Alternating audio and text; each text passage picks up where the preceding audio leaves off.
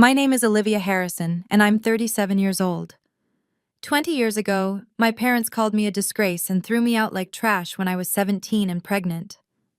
Today, they stood in the marble lobby of Springfield Memorial Hospital, demanding to meet their grandson, the chief of cardiac surgery they'd seen on the news. My mother clutched her Hermes Birkin like armor, while my father checked his Patek Philippe, both dressed to impress the son of the daughter they'd erased.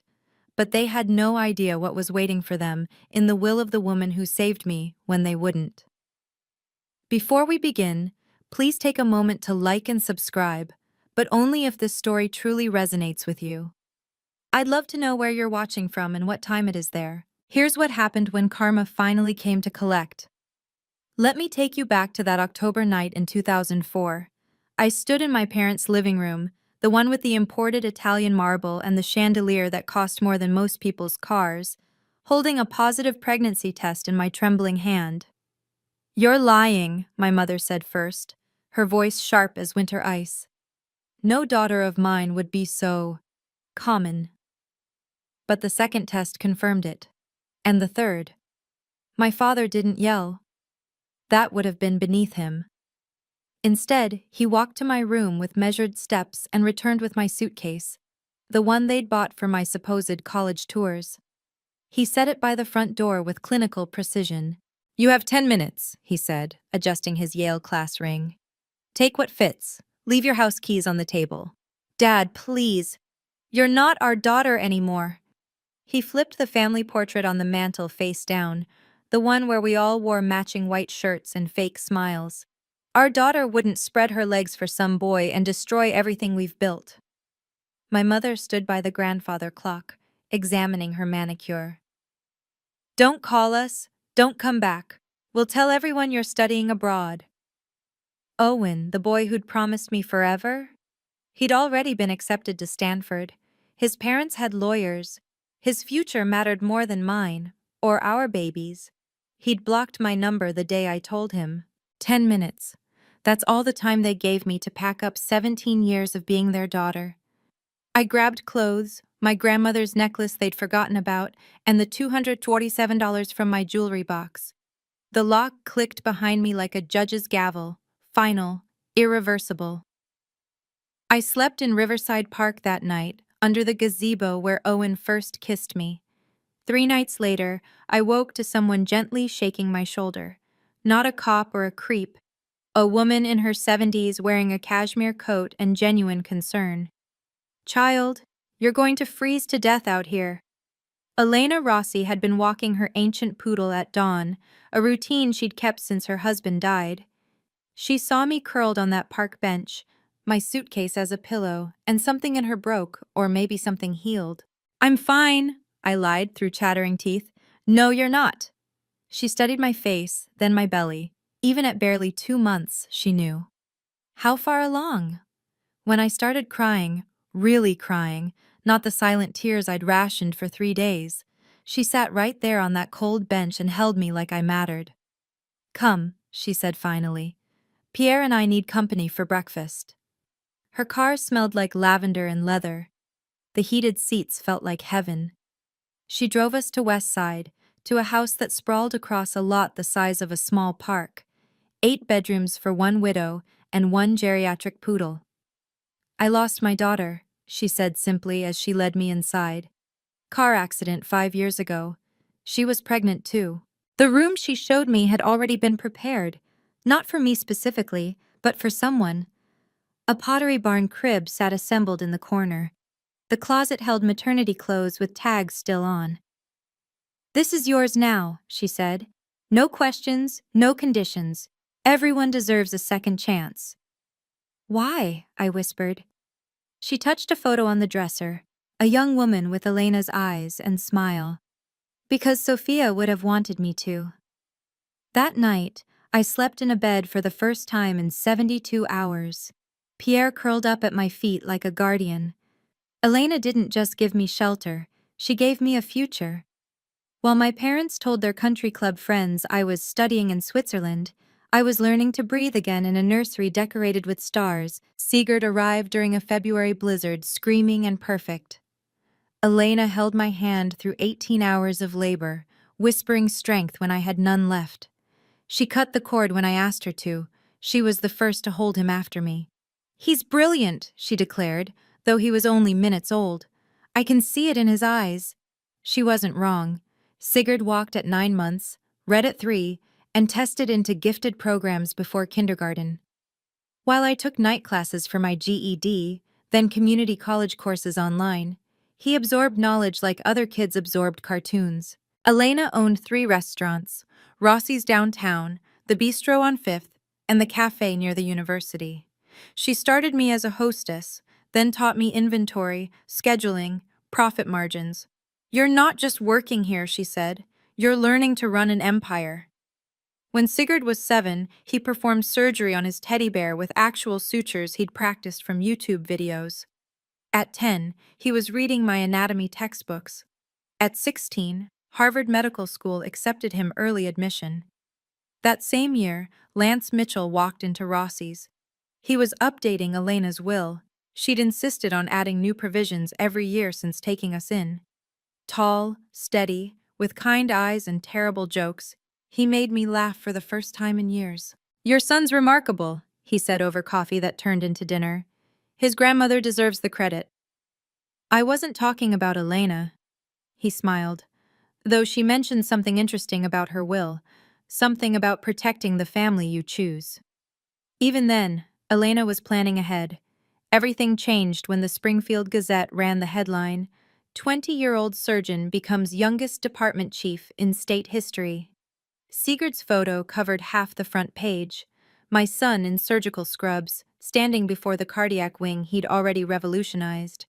The article mentioned his full name: Dr. Sigurd Harrison, MD, PhD. My maiden name. The name my parents thought they'd buried. Within hours, the story went viral. "Prodigy doctor saves 3 lives in 1 day. Gen Z surgeon revolutionizes heart surgery." The real-life Doogie Howser. My phone buzzed with an unknown number. I almost didn't check the voicemail. "Olivia." My mother's voice, after 2 decades of silence. "We need to discuss our grandson."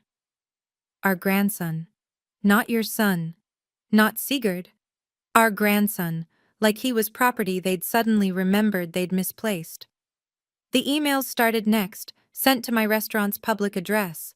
Professional. Cold. "Dear Olivia, we hope this message finds you well. Recent news has come to our attention regarding Sigurd's remarkable achievements. As his grandparents, we feel it's time to reconnect." They signed it from their corporate email. Harrison Industries, the company they'd protected by discarding me. Lance found me crying in my office. Not from sadness, but from rage. "They want him now that he's successful," I said. 20 years of nothing, and now they want to claim him? What do you want to do? Make them disappear again. He pulled me close. "We can do that. But first, let me check something in Elena's papers." She mentioned provisions for this exact situation. That night, Sigurd worked a 16-hour shift, saving 2 lives. He had no idea his grandparents existed, let alone that they were circling like vultures who'd spotted gold. They started small. A reservation at Rossi's under a fake name, sitting in my section, watching me work. I recognized my mother's emerald ring before her face. She'd aged poorly, Botox fighting a losing battle with bitterness. "Good evening, I'm Olivia, I'll be—" "We know who you are." My father set down his menu like a verdict. "We need to discuss Sigurd. You need to leave." They didn't. Instead, packages arrived at the hospital: a Rolex Submariner for Sigurd, a Mont Blanc pen set, a first edition Grey's Anatomy worth thousands. Each gift card signed, "Your loving grandparents." Sigurd brought them home confused. "Mom, someone keeps sending me expensive things. Should I be worried?" "Return them," I said. "All of them." Lance intercepted their next move: a formal letter requesting grandparent visitation rights. He laughed, actually laughed, as he read it to me. "They cite established family bonds," he said. "Bonds they severed with this." He pulled out a photocopy, the document they'd signed 20 years ago, relinquishing all parental rights and responsibilities. They didn't just kick you out, Olivia. They legally disowned you and any children you might have. But they kept pushing. They hired a private investigator who followed Sigurd's routine. They contacted the hospital board, introducing themselves as Dr. Harrison's grandparents, trying to get invited to fundraisers. The final straw came when my mother approached Sigurd directly at a coffee shop near the hospital. "You look just like your grandfather," she said, blocking his path. "I'm sorry, do I know you?" "I'm your grandmother, sweetheart. Your mother has kept us apart, but—" Sigurd called me immediately. "Mom, some woman claiming to be my grandmother just ambushed me. Should I call security?" "Yes," I said. "Always." The call came at 2 a.m. because Owen always had terrible timing. "Liv, it's me. Please don't hang up." 20 years, and he still thought "it's me" would mean something. "What do you want, Owen?" "I saw the news about Sigurd. He's incredible. Our son. Now he was our son. When I was 17 and terrified, Sigurd was my problem. Now that he was saving lives and making headlines, Owen remembered his DNA contribution. "He doesn't know you exist," I said. "Let's keep it that way." "That's not fair. I was 18, Liv. My parents threatened to—" "To what? Disown you? Kick you out? Make you sleep in parks while pregnant?" Silence. "That's what I thought. I'm divorced now. My startup failed. I've lost everything." His voice cracked. "I just want to know him. He's my blood." "Blood? You blocked my number when I needed you most." "Your parents contacted me." The admission hung between us like a noose. "They think if I'm involved, you'll be more receptive to reconciliation. They're offering to help me financially if I can convince you." I hung up. Then I called Lance. "They're coordinating," I told him. "My parents and Owen. They're actually planning this together." "Good," he said, which surprised me. "Conspiracy leaves evidence. Forward me everything, calls, emails, texts." Elena was very specific about documentation. The next morning, Owen sent a long email about his father's rights. He CC'd my parents. At the bottom, almost hidden in the signature, was the line that confirmed everything. Consultant, Harrison Industries Family Relations. They'd actually hired him. My parents hired the man who abandoned me to manipulate me into letting them near Sigurd. Elena had been right about everything. Family isn't blood, it's choice. And some choices, once made, can't be undone. If you've ever had to stand up against family members who only want you when you're successful, please leave a like to support others fighting for healthy boundaries. Don't forget to subscribe and hit the notification bell. The next part will show you what happens when truth meets spotlight. Where are you watching from, and what time is it there? I genuinely want to know if this story reaches others who understand that DNA doesn't equal loyalty. Now let's see what happened when my parents decided to make their demands public. Tuesday, 3 p.m. Sigurd was 8 hours into a complex pediatric heart surgery when my parents walked into Springfield Memorial's VIP lobby. "We're here to see our grandson, Dr. Harrison," my mother announced to reception, loud enough for everyone to hear. "We're his grandparents, the Harrisons of Harrison Industries." The receptionist called security instead of Sigurd, but my parents had come prepared. "This is ridiculous," my father boomed, his voice echoing off the marble walls.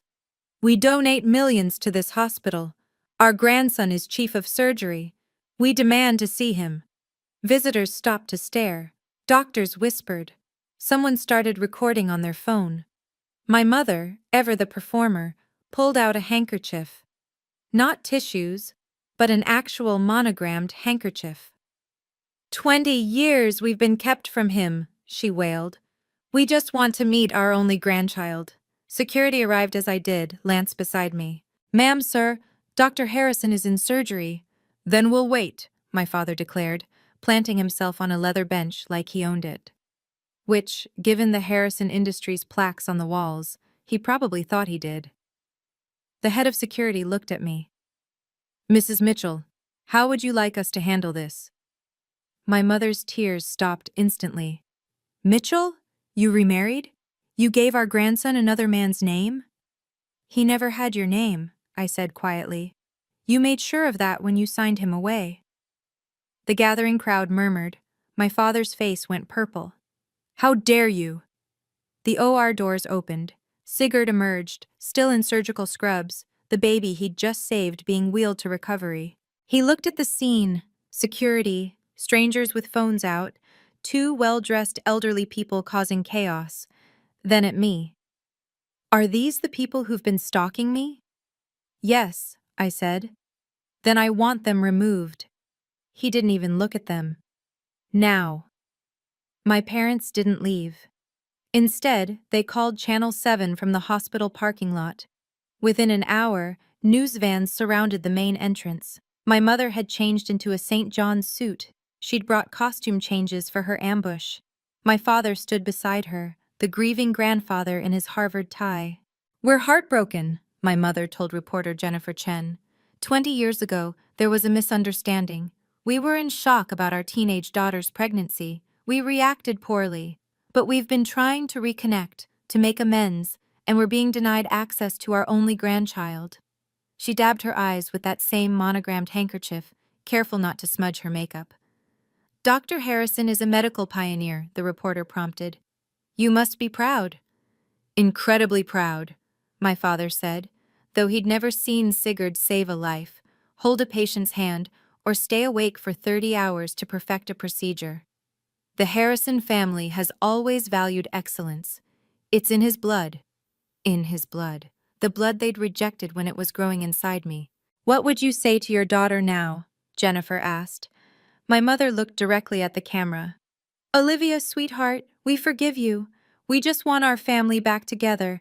Please don't punish Sigurd for our mistakes. They forgive me. They forgive me. The segment aired at 6. By 7, it had 50,000 views on their Facebook page, the one my mother ran like a lifestyle blog. The comments poured in. Family is everything. Let them see their grandson. Why so cruel, Olivia? Lance shut his laptop. They just made a critical error. Going public? No, claiming they forgive you. That's admission of wrongdoing. And we have the documents that show exactly what they did wrong. The hospital's chief administrator called me in for a friendly chat the next morning. Olivia, this situation is becoming complicated, Dr. Morrison said, fidgeting with his Mont Blanc pen. The Harrisons have donated $12 million over the years. The board is concerned. Concerned about what? The optics. Perhaps one supervised meeting would resolve everything?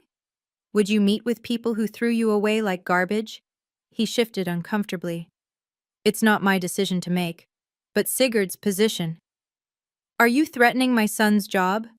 No, just considering all angles. At Rossi's, customers suddenly had opinions. Family is complicated, one regular told me while I refilled her wine. But forgiveness is divine, don't you think? Even my staff whispered when they thought I couldn't hear. 20 years is a long time to hold a grudge. A grudge. Like being disowned while pregnant was equivalent to a forgotten birthday. Sigurd came home exhausted, dark circles under his eyes. Mom, I had 3 surgeries delayed today because reporters kept trying to get into the OR wing. I'm sorry, baby. I'll fix this. It's not your fault. He collapsed on the couch. But maybe if we just met with them once. No. I could tell them to leave us alone in person. Sigurd, they signed papers stating you don't exist to them, legally. He was quiet for a moment. Can I see these papers? Lance had been waiting for this. He pulled out the folder he'd been carrying for days, ready for when Sigurd would ask. This is what they signed, Lance said. The day they kicked your mother out. Sigurd read slowly, his surgeon's hands steady despite the words that should have shaken anyone. October 15th, 2004, Sigurd read aloud. We, Robert and Margaret Harrison, hereby relinquish all parental rights and responsibilities to Olivia Harrison and any children born or unborn. His voice stayed clinical, like he was reading a patient chart. But his knuckles were white. They signed this while you were pregnant with me? Yes. And this line, we acknowledge no financial, emotional, or legal obligations. They wrote that? Their lawyer did. They signed it. He set the paper down carefully, the way he handled scalpels. Tell me everything, Mom. From the beginning. So I did. The 10 minutes. The suitcase. The park bench. Owen vanishing. Everything I'd protected him from for 20 years spilled out in my kitchen while Lance held my hand. Owen Blake is my biological father? Yes. The tech entrepreneur who just declared bankruptcy? I stared at him. You knew. I'm not stupid, Mom. I can use Google. Owen Blake, Stanford graduate, dated Olivia Harrison in high school. He pulled out his phone, showing Owen's LinkedIn. He's been viewing my profile weekly for 6 months. My brilliant, brilliant boy. Why didn't you say anything? Because you didn't. I figured when you were ready, you'd tell me. He looked at the papers again. So Grandma Elena was your real grandmother, the only one who wanted you. She left me something, didn't she? In her will. That's why Lance keeps checking documents. Lance nodded. She left you everything, with conditions. Your biological grandparents can't touch a penny if they abandoned you. How much? 15 million, plus the restaurants. Sigurd laughed. Actually laughed. They're fighting this hard for money they already lost? They don't know they've lost it yet, Lance said. But they're about to. They chose Bernardino's, the most pretentious restaurant in Springfield, all white tablecloths and waiters who judged your wine pronunciation. Thank you for coming, my mother said, as if she'd won something by getting me here. My father pushed a leather folder across the table before our water arrived. Let's skip the pleasantries. Inside, a contract. Harrison Industries letterhead, corporate seal, the works. $5 million, he said. Placed in trust for Sigurd immediately. Another 5 when he joins the board. All we ask is a public reconciliation, a family photo for the announcement. You want to buy us? We want to invest in our legacy, my mother corrected, adjusting her pearls. Sigurd is a Harrison. He should benefit from that name. The name you took from me? Which we're offering to restore. The IPO launches next month. Harrison Industries, 3 generations of excellence tests well with focus groups. Focus groups. They'd focus grouped our reconciliation. And Owen? I asked. My father's jaw tightened. Mr. Blake is a separate matter. Is he? Because he told me you're paying him as a consultant. My mother's mask slipped for just a second. That's a misunderstanding. Lance had been quiet until now. Is it? Because we have emails suggesting otherwise. Something about a finder's fee? You've been monitoring our communications? My father stood. That's illegal. No, Owen forwarded them to Olivia. CC'd, actually. He's not very bright. They exchanged a look, the same one they'd shared when deciding my fate 20 years ago. The offer stands, my father said, tossing $300 bills on the table. But not for long. As they left, my mother turned. That boy deserves to know his real family. He does, I said. That's why he'll never know you. Lance worked late that night, laptop open, documents spread across our dining table like evidence in a crime scene, which essentially they were. Olivia, come look at this. The email chain went back 3 months, before the first news article about Sigurd. My parents had been planning this. From Robert Harrison at Harrison Industries, to Owen Blake 2004, gmail.com. Subject, consultation agreement. Mr. Blake, per our discussion, you'll receive 10% of any assets recovered from the reconciliation with our daughter. Your role, establish paternal connection with SH, leverage for maternal cooperation. They're calling my son assets recovered, I said. Keep reading. Owen's response made me sick. Happy to help. Olivia always was emotional. If I push the right buttons about missed father-son moments, she'll cave. Suggest we coordinate pressure. You from grandparent angle, me from father's rights. $500K upfront seems reasonable for my involvement. He's selling access to Sigurd, I whispered. Was, Lance corrected. This email chain is evidence of conspiracy to commit fraud and harassment. But there's more. He pulled up Owen's LinkedIn. 3 days ago, he'd messaged Sigurd. Son, I know your mother has poisoned you against me, but I'm your father. I deserve a chance. Your grandparents agree. We could do great things together. The Harrison medical legacy combined with Blake innovation. Think about your future. Sigurd didn't tell me. Because Sigurd reported him for harassment. LinkedIn banned him. He also, Lance smiled, sent Owen's bankruptcy filing to Harrison Industries board. Turns out they don't like being associated with failed entrepreneurs who owe the IRS $2 million. They're still paying him? Were. The board voted yesterday to terminate all consultant contracts. Your father doesn't know yet. Sometimes karma needs a good lawyer to help it along. Lance unlocked Elena's safe with the combination she'd made me memorize. 07 to 23, 2005, the day Sigurd was born. She updated this every year, he said, pulling out the leather-bound document. But this provision never changed. He flipped to page 7, paragraph 4, highlighted in yellow. Should any biological family member who previously abandoned, disowned, or rejected my chosen daughter Olivia Harrison or her son Sigurd Harrison attempt to claim relationship or assets after achieving success or recognition, they shall be permanently barred from any inheritance, property, or financial benefit from my estate. She knew this would happen? She planned for it. Look. He clicked play on an iPad. Elena's face filled the screen, recorded just months before her death. If you're watching this, Elena said, her voice still strong despite the cancer, then Robert and Margaret Harrison have crawled out from whatever rock they've been hiding under. Hello, Mr. and Mrs. Harrison. Yes, I know exactly who you are. I hired investigators the day I met Olivia.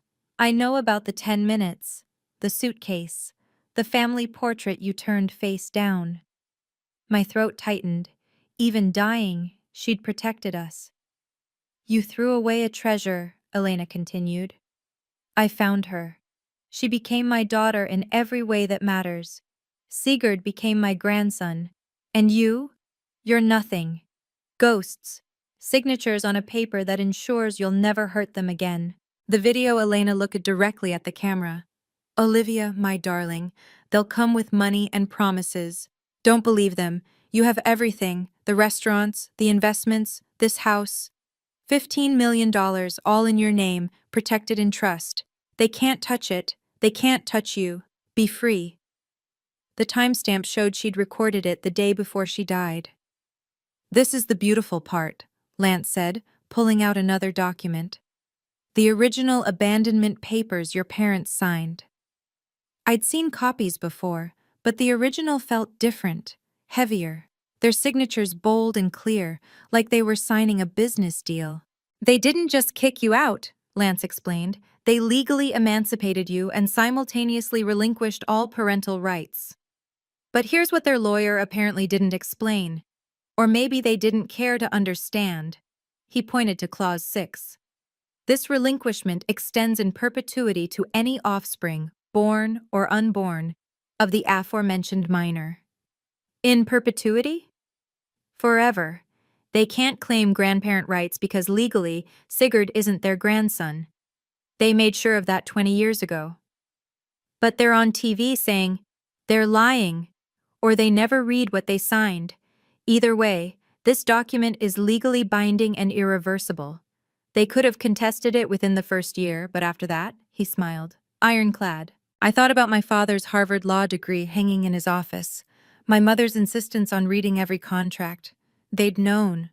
They'd wanted me gone so completely that they'd signed away their future too. There's one more thing, Lance said. If they continue harassment after being shown these documents, we can file for a restraining order. Criminal harassment charges. They could face jail time. They'd never risk that. Their reputation? Exactly. So we give them one chance to walk away quietly. If they don't take it, we go public with everything. At the gala? At the gala, 500 witnesses, media coverage, everything they care about, reputation, image, legacy, destroyed by their own signatures. For the first time in weeks, I smiled. Elena really thought of everything. She loved you, Lance said simply. This was her way of proving it forever. The Springfield Memorial Annual Gala was in 3 days. 500 guests, full media coverage, and Sigurd giving the keynote about family, legacy, and healing. We invite them, I said, holding the pearl shimmer invitation. All 3 of them. Lance raised an eyebrow. You're sure? Elena left us the weapons. Time to use them. I wrote each invitation by hand. Dear Mother and Father, please join us at the Springfield Memorial Gala to receive your inheritance from the Elena Rossi estate. Formal documentation will be provided. Olivia. Dear Owen, your presence is requested regarding Sigurd's patrimony and your parental status. Legal clarification will be provided. Olivia Harrison Mitchell. They'll think they've won, Lance said, sealing the envelopes. Let them. Sigurd reviewed his speech one more time. You want me to mention Grandma Elena but not them? Mention your real grandmother, the one who loved you. And when they stand up to claim credit, that's when Lance presents the documents. We'd reserved a table front and center for them. Table 1, impossible to miss, impossible to leave without everyone noticing. The hospital board will be there, Lance noted. Harrison Industries investors, everyone they care about impressing. Good. I called the foundation coordinator. Yes, we're announcing the Elena Rossi Foundation for Teen Mothers. 5 million initial funding, 10 medical school scholarships. Everything was in place. 20 years of pain transformed into purpose. What if they don't come? Sigurd asked. They'll come. Their egos won't let them miss it. Lance pulled up the RSVPs an hour later. All 3 had responded yes within minutes of receiving the invitations. They think they've won, he said. Perfect. The best defeats come when victory seems certain. The moment of truth is approaching. If you've ever had to stand up to those who should have protected you, comment strength below. I read every single comment and am deeply moved by this community supporting each other.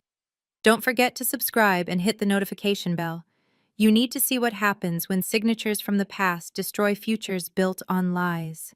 The gala is about to begin, and every camera in that room will capture the moment my parents learn that some choices can never be undone. Let's continue. The Springfield Memorial Ballroom glittered with old money and new hope. Crystal chandeliers, white orchids on every table, and my parents at table 1, holding court like royalty. My mother wore vintage Chanel, the suit she'd saved for special victories. My father kept checking his Patek Philippe, probably calculating when to make their grand gesture. Owen sat beside them, fidgeting in a rented tux that didn't quite fit. Ladies and gentlemen, the MC announced, please welcome our keynote speaker, Dr. Sigurd Harrison. My son walked to the podium in scrubs, not a tux, not a suit, but the uniform he'd earned saving lives. The audience murmured. My parents' smiles tightened. Good evening. I'm here to talk about family, Sigurd began. Not the family you're born into, but the family that chooses you when you need them most. My mother preened, assuming he meant them. 20 years ago, a 17-year-old girl was thrown out of her home for getting pregnant. She slept in parks. She ate from vending machines. She had nothing except the life growing inside her. The room went silent. My father's hand froze on his champagne glass. Then Elena Rossi found her. A widow with no obligation to help, no reason to care, except that she understood what family really meant. Elena became my grandmother. She gave my mother shelter, dignity, purpose. She gave me life. On the LED screen behind him, Elena's photo appeared, 20 feet tall, smiling, radiant.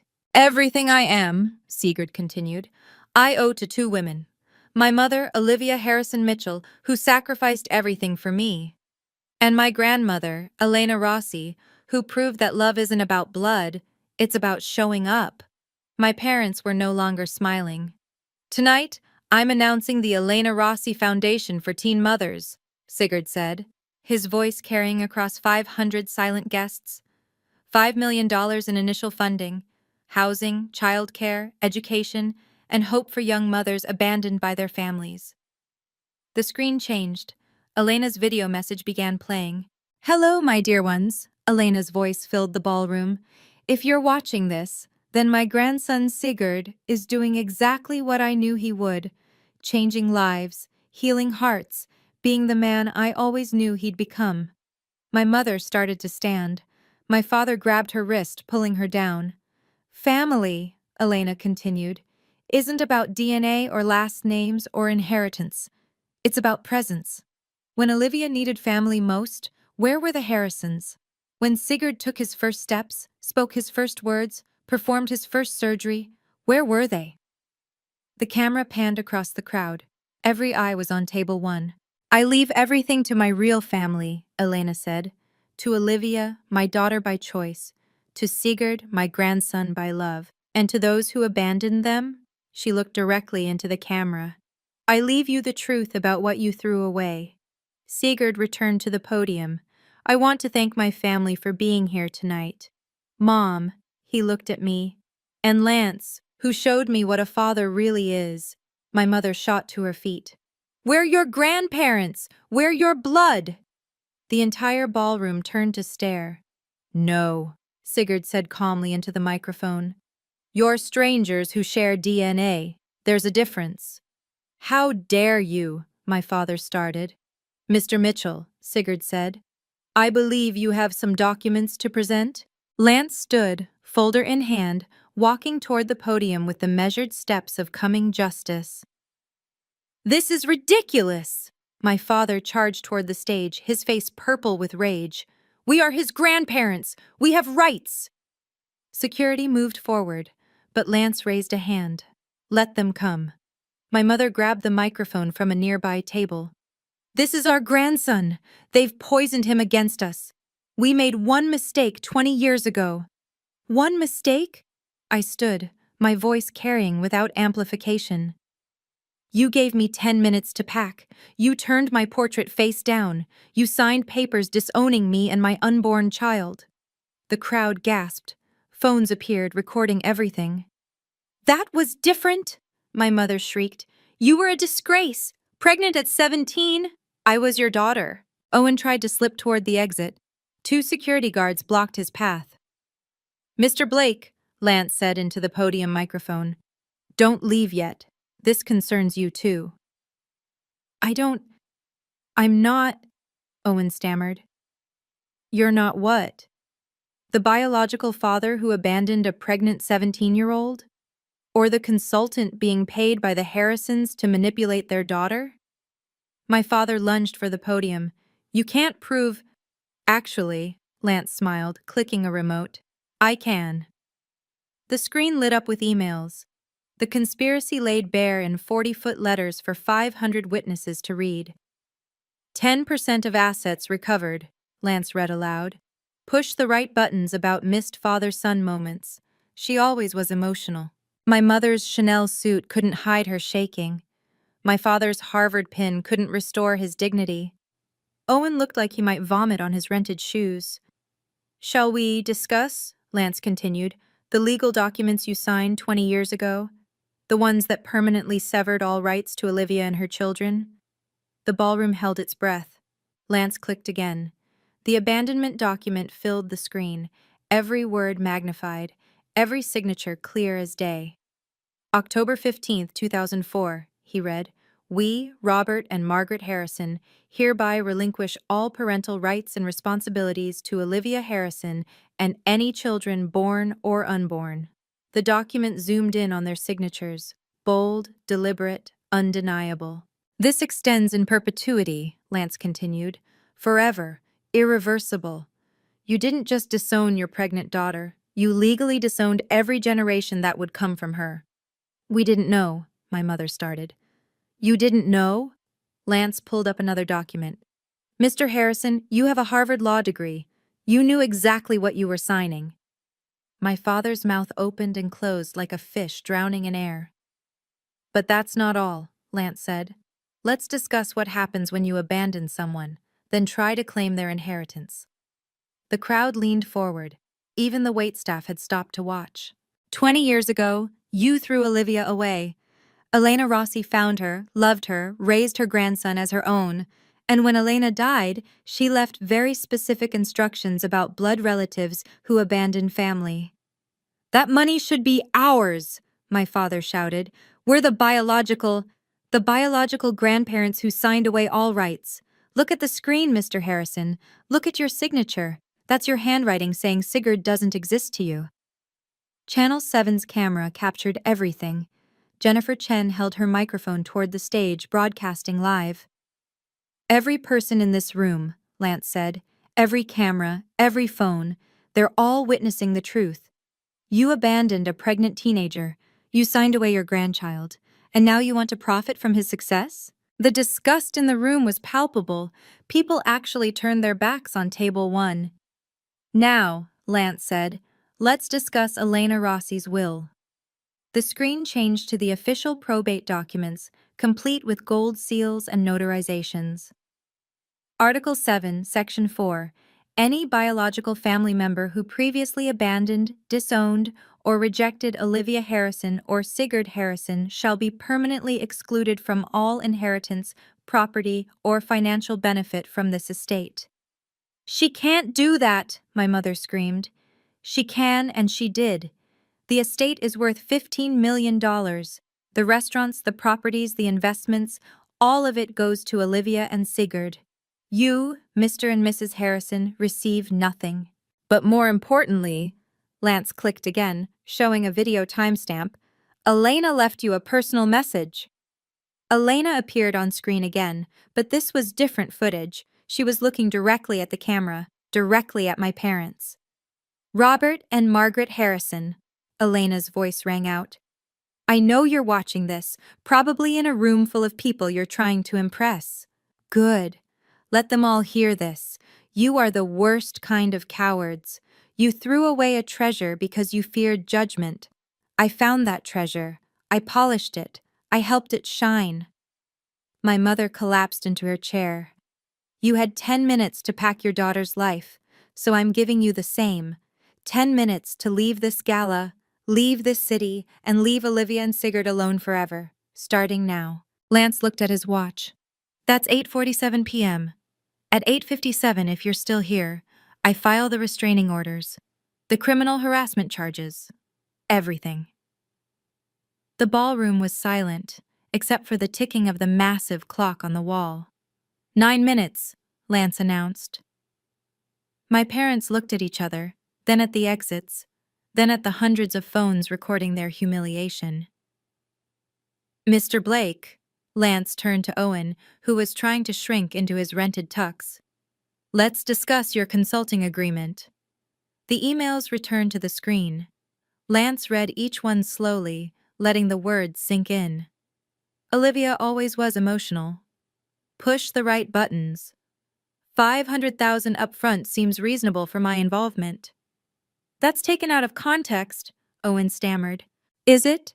Let's see the context. Lance clicked through the entire chain.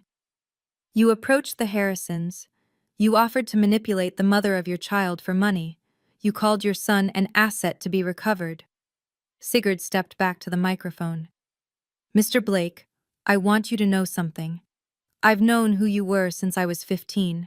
I looked you up. I found your Stanford graduation photos, your wedding announcement, the birth announcements for your other children, the ones you didn't abandon. Owen's face went white. I watched you build your life while my mother built hers alone. I saw your startup announcements, your Forbes mentions, your perfect family Christmas cards, and I felt nothing. You know why? Because Lance Mitchell taught me to play catch. Lance came to every surgery observation. Lance is my father in every way that matters. But I'm your biological. You're a sperm donor who's now bankrupt and desperate enough to sell access to the son you never wanted. The IRS already knows about your bankruptcy fraud, by the way. We forwarded them your emails about hiding assets. Someone in the crowd laughed. Then another. Soon, Owen was surrounded by the sound of derision from people who'd once respected the Blake name. 8 minutes remaining, Lance announced. Mr. and Mrs. Harrison, Mr. Blake, I suggest you leave. Now. My father stood, trying to salvage dignity from disaster. This isn't over. We'll sue. We'll. The ballroom doors opened. A process server walked in, followed by 2 police officers. Robert Harrison? Margaret Harrison? Owen Blake? The server held up official documents. You're being served with emergency restraining orders. He handed them each a packet while 500 people watched. These are temporary orders, effective immediately. You are prohibited from coming within 500 feet of Olivia Mitchell, Sigurd Harrison, or Lance Mitchell. No contact through any medium, no calls, texts, emails, or third-party messages. The hearing for permanent orders is in 2 weeks.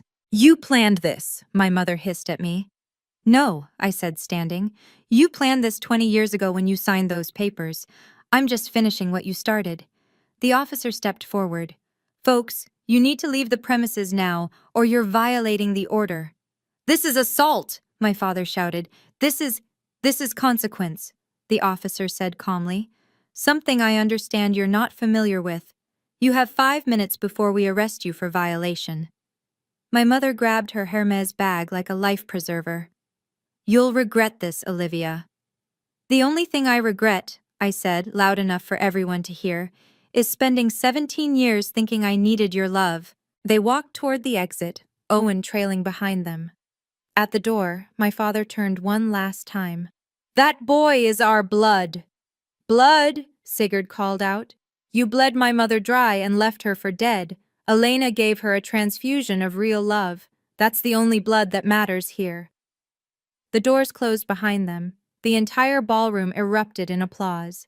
The applause died down as Sigurd returned to the podium, this time with me beside him. Ladies and gentlemen, he said, let me tell you what we're really here to celebrate. The screen showed a mock-up of a building, the Elena Rossi Center for Young Mothers. $5 million in initial funding, 10 full medical school scholarships for children of teen mothers, housing for 20 families at a time, childcare during classes, job training, everything my mother needed 20 years ago and found in one extraordinary woman. I took the microphone. Every young mother who comes to us will get what I got from Elena. Not judgment, but support. Not shame, but dignity. Not abandonment, but family. The first scholarship recipient is here tonight, Sigurd announced. Maria Santos, 17, graduating valedictorian while raising her daughter. Maria, would you stand? A young woman rose, holding a baby, tears streaming down her face. The ovation was thunderous. Maria will attend Harvard pre-med this fall, full ride, with on-site childcare, I said, because that's what Elena would have done. Lance joined us on stage. We're also announcing that Harrison Industries Board has voted to redirect their annual charitable giving. The $12 million they donated to this hospital over the years? It's being matched by an anonymous donor for the Elena Foundation. I knew that anonymous donor. It was the combined savings of every family Elena had helped over the years, paying it forward. In 1 year, Sigurd said, we'll have helped 50 young mothers. In 10 years, 500. In 20 years, when some other scared 17-year-old gets pregnant, she won't sleep in a park, she'll call us. The standing ovation lasted 5 minutes, but the sweetest sound was the silence from table 1, now empty, forever. 3 weeks later, Lance showed me the business news. Harrison Industries stock dropped 30%, he said. The board called an emergency meeting. Your father was voted out as CEO. The scandal had spread beyond Springfield. Family values hypocrites ran in the Wall Street Journal. The 10-minute parents trended on social media for days. Someone leaked the security footage of them being escorted out. It had 12 million views.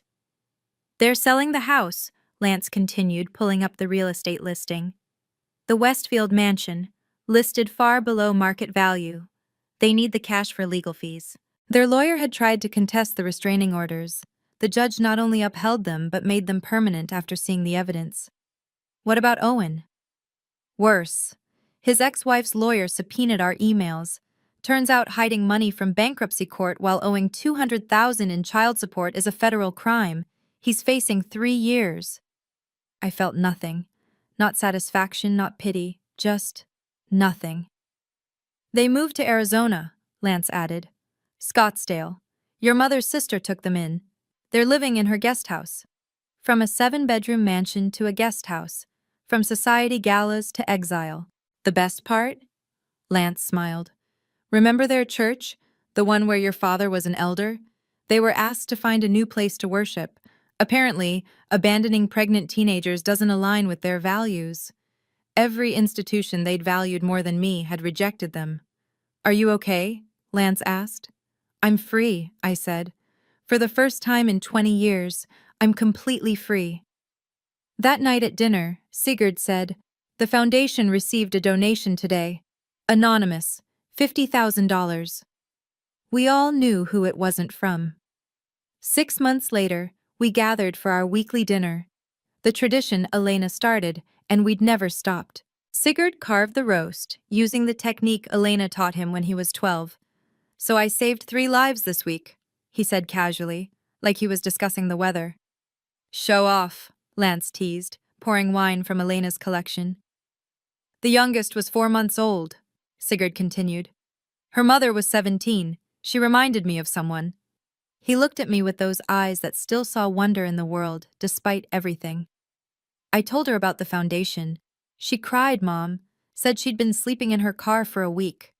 Not anymore, I said. She moves into the center tomorrow. This was our family. No DNA tests required. No blood certificates needed. Just presence, consistency, and choice. Elena's portrait hung where the TV used to be. We'd rather look at her than any screen. Fresh orchids sat beneath it, replaced weekly. Her favorite. I'm getting married next month, I announced. Lance nearly dropped his wine. You're supposed to let me propose first. Elena always said I should speak up for what I want. I pulled out the ring I'd bought him. So Lance Mitchell, will you make this official? Sigurd laughed, really laughed, the way he did as a child. Mom, you just proposed at dinner over pot roast. Elena would approve, Lance said, sliding the ring on. Yes, absolutely yes. We toasted with Elena's Waterford crystal, the ones she saved for celebrations. In the candlelight, I could almost see her smiling. This was family. Not perfect, not traditional, but real. Chosen. Permanent. And somewhere in Arizona, in a guest house, 2 strangers I once called parents were learning what I'd known for 20 years. Some choices can't be undone, but better choices, those can be made every single day. Thank you for staying with my story. If you've ever had to choose between blood and happiness, remember this. Real family shows up when the world walks away. Like and subscribe if this story reminded you that justice exists, even when it takes 20 years. Share this with anyone who needs to hear that they deserve unconditional love. Comment family if you believe in chosen families, not forced ones. And if you're that scared 17-year-old somewhere, sleeping in your car or on a friend's couch, you're not alone. There's help. There's hope. There's a future waiting for you.